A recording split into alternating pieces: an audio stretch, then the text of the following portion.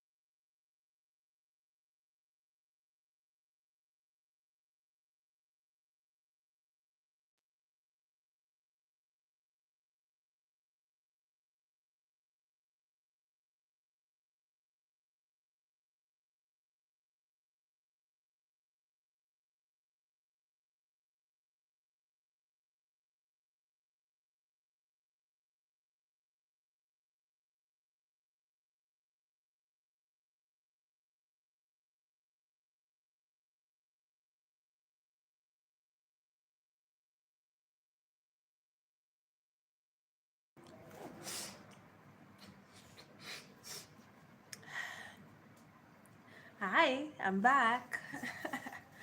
Okay, so my nose has been acting up. I don't know, but hmm, I am healed. I am healed. Yeah. So I'm back. I'm back. I'm back. Yeah. Okay. Um. So this was actually a very good. It was profitable. It was interesting. It was enlightening. So enlightening. So enlightening. Okay, so it's all about success. Okay, achieving success, being successful. What does success mean to you? What does success mean to you? Now, success means successful living. When you are peaceful, happy, joyous, and doing what you love to do, you are successful. Okay, success means successful living. I'm repeating this again. When you are peaceful, so when you see people who claim to be successful, or you kind of conclude on your own that, oh, they are successful, you have to ask yourself, are they living a peaceful life? Are they happy? Are they joyous? Do they love what they do? Okay, those are the characteristics of success. Okay. Yeah. Hi, Sarah. Thank you so much. I know it's you. I know it's you that's there. Thank you so much. Thank you. Thank you. Okay, so we're talking about success. Okay, you have to believe. Okay, you were born to succeed, and wonders will happen as you pray. You have to believe you were born to succeed, and wonders will happen as you pray. So, do you believe you were born to succeed? I love the song by Sinach. I don't know if you know her, but she's a gospel artist. She's kind of based in Nigeria, but she's a gospel artist. She was one of, I think she was the one who sang Waymaker, Miracle Worker, Promise Keeper. So there's this song that she also released, Born to Win, Born to Reign in Life. I'm not an ordinary person. I'm destined for greatness, born to win. Born to reign in life. I'm not an ordinary person. I'm destined for greatness. So you're destined for greatness. You're born to succeed. Do not let anyone tell you otherwise. Okay? So that's what this chapter tries to enlighten us on. That's what Dr. Joseph Murphy tries to enlighten us, that you should believe. We have to believe that we are born to succeed, and wonders will happen. So if you believe, you stand in faith, you pray according to your faith, it will happen. I believe. So you should believe as well. Success is yours. You can have a successful life. You can live a successful life. Your kids, your spouses, your family, your parents, your siblings, they can live a successful life. Okay? But change starts with you. So how do you perceive success? How do you perceive success? Now, the next point is find out what you love to do, then do it. What do you love to do? You can only be successful at what you really love to do, because it is in what you love to do that you find fulfillment, you find joy. Okay, so that's one of the reasons why we I'm grateful for the awareness on our parents these days about not forcing your child to go into a career that they are not interested in. Particularly in Africa, where I come from, our parents they want us to go into fields that apparently to them looks profitable, looks prosperous, like law, like engineering, like medicine. They want us to explore those fields, but sometimes you see children being rebellious and running away from home because their parents are forcing them to do to take up career paths that they are not interested in. You hear stories of, oh, my mom wants me to be an engineer, but I love to sing, I want to be a musician in the future. Okay, in as much as we know that yes, our parents love us and it's coming from a place of love, but if a child grows up not doing what they love to do, they will never find fulfillment, they will never find joy. Okay, so we need, if you want to be successful in life, find out what do you love to do. We have great artists, that musicians, we have great, painters, we have great writers, we have great, there's so many fields that people whom, they have explored such fields, they have been successful at, and they are known from age to age. We still remember them. We hear of Shakespeare, we hear of, great dancers, ballet dancers. We have so many people, okay? We hear of so many people. So you have to be able to find out, what do you love to do? Okay, what do you love to do? Then begin to explore that part. If you don't, if you don't know your true expression, ask for guidance and the lead will come. So even if you are not sure right now, you're not really sure of what you want to do, you can ask God for guidance. Yes, I believe that God can reveal it to you, because even God says in the Bible that before you were born, before you were formed in your mother's womb, I knew you. I know you. God knows you. God created you. He knows you. He knows the destiny He wants you to fulfill in life. So if you are not sure about what you were created to do, your purpose in life, then ask your creator. Ask the God who made you. Okay, now another point is, a successful man is not selfish. His main desire in life is to serve humanity. Okay, so if you want to be successful, you cannot, you successful living. That's why you see that there are so many people who, let's look at people who indulge in illegal things. Even Dr. Joseph Murphy pointed out someone who was a pickpocketer. He was a pickpocketer for years. He amassed so much wealth, but at the end of the day, the police caught him. He was reprimanded, he was incarcerated. Okay, so after doing all that work, illegal work for years, amassing, dubious wealth, you end up being in prison. So where did the wealth go? Of course, it will fly away. It will fly away because it's not genuine. Okay, so if you're a successful man, if you want, a successful man is not selfish. So if you want to really have a successful life, you have to be able to live a life in a way that you are serving others. You are serving others. Even Jesus says it, that the greatest amongst you is the servant. I'm just paraphrasing it. When Jesus was speaking to his disciples, the greatest among you will have to be a servant. Okay, so you cannot be great if you do not serve. You do not serve your siblings, you do not serve your parents, you do not serve the community around you. Okay, so how do you take care of the community around you? On campus, in your class. Okay, that's how you can know who someone is successful. Okay, so a successful man is not selfish. Another point is, if you are seeking promotion, if you're seeking any sort of promotion in work, there is this book, one thing I love about this book is that it opens our understanding to be able to know the superpower we have. We have a superpower, and our superpower is our minds. What you imagine can come to pass.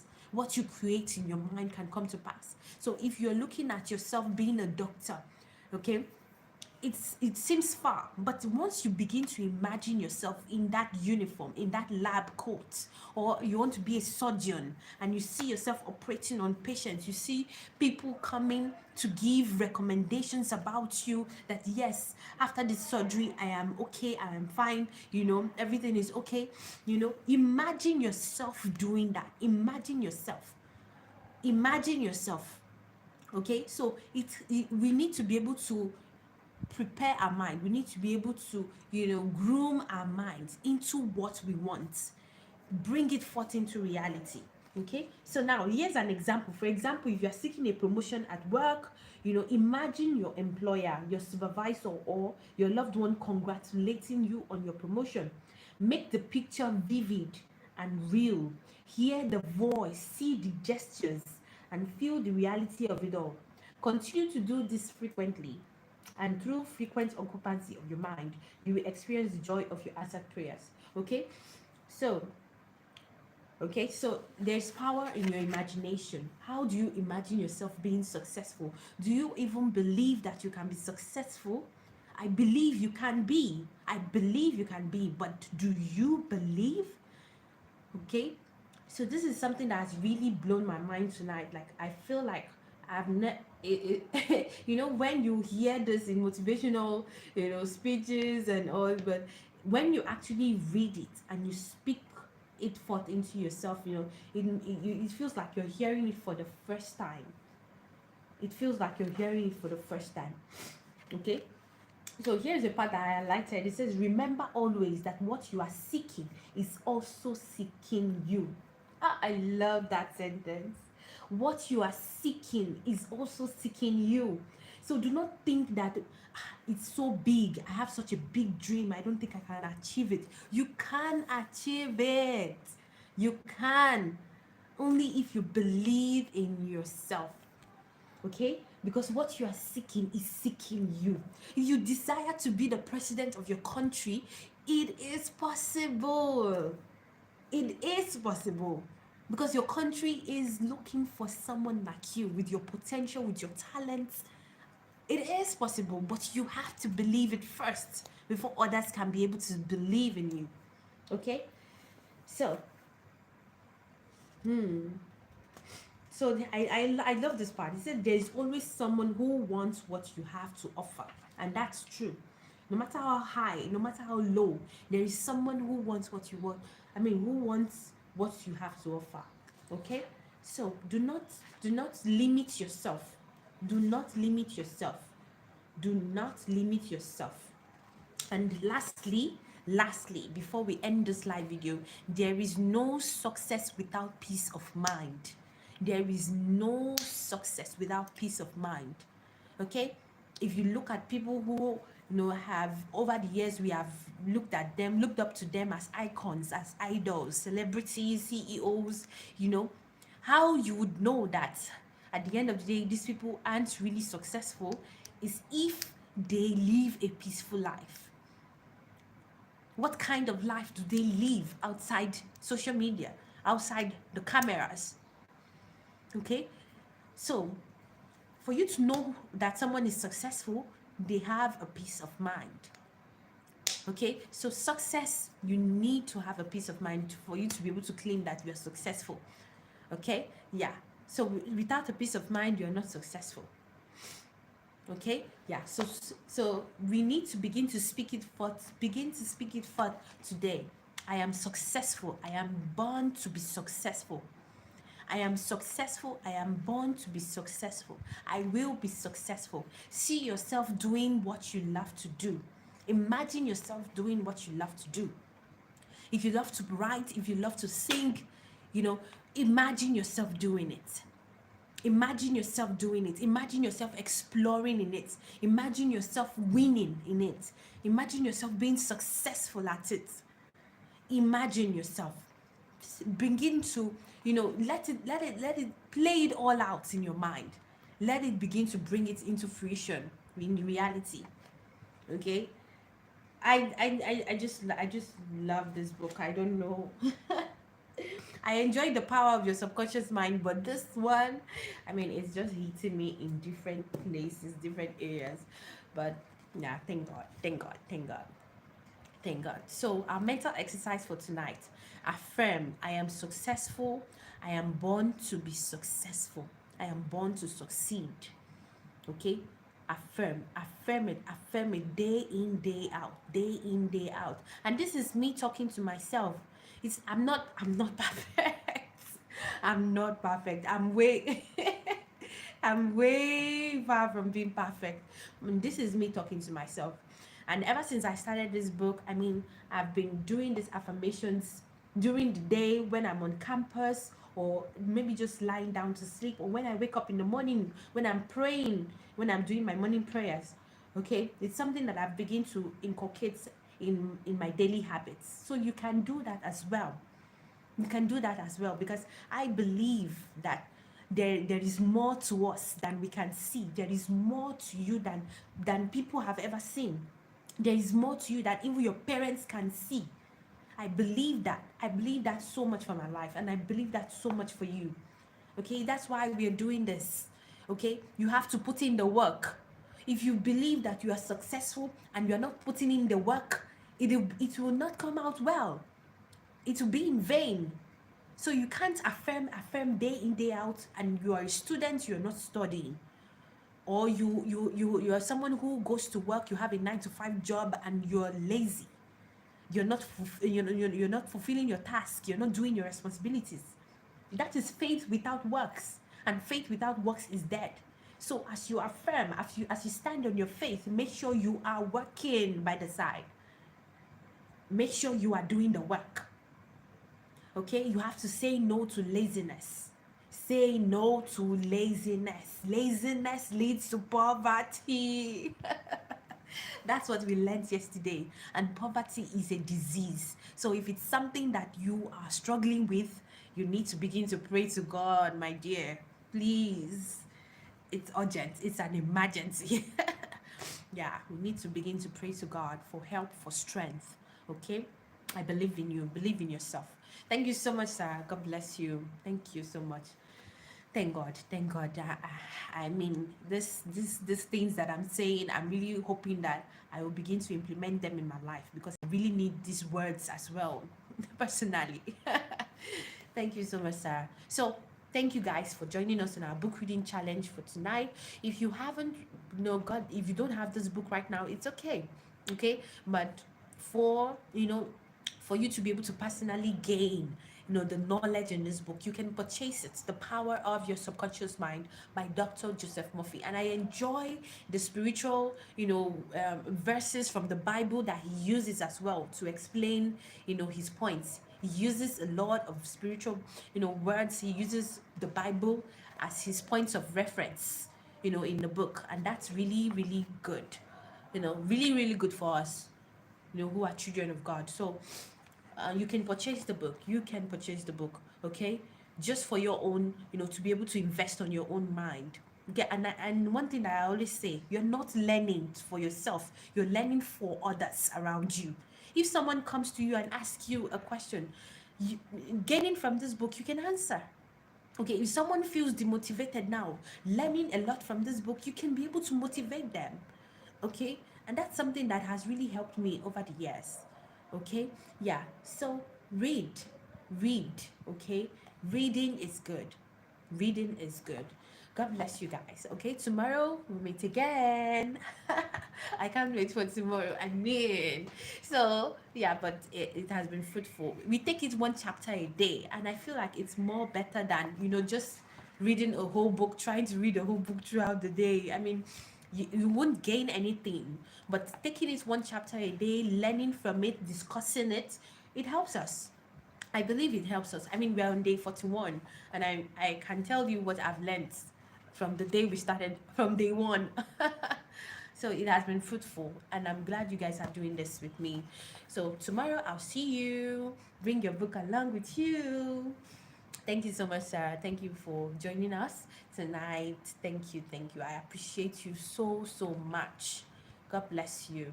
So guys, please take care. Okay, do not forget that your mind is formidable. Have a good night. Bye,